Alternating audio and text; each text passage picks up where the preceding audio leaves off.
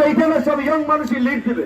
তারুণ্য মানে একজন 60 বছরের 65 বছরের মানুষ একবার মোটরসাইকেল চালিয়ে যাচ্ছে, রাস্তায় মানে হচ্ছে আপনার ভারী কাজ করছে, মাটি কাটছে, খেতে খামারে কাজ করছে, এই সমস্ত কর্মঠ মানুষই তারুণ্যের প্রতীক।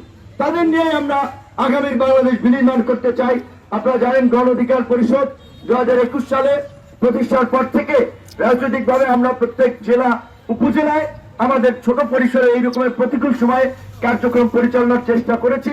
অনেক প্রতিবন্ধকতার মধ্যে হয়তো সব জায়গায় আমরা পৌঁছাতে পারি নাই, সবার কাছে পৌঁছাতে পারি নাই।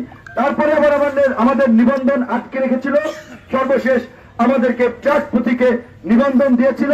তাই গণ অধিকার পরিষদের পক্ষ থেকে এখানে যারা উপস্থিত হয়েছেন তাদেরকে ধন্যবাদ জানাই। এবং আপনারা জানেন যে আমাদের রাজনৈতিক দলের সিম্পল স্লোগান, কথা বলবো ইমাম সাহেব নেতা, তাদেরকে সমাজের নেতৃত্ব দিতে হবে, শুধু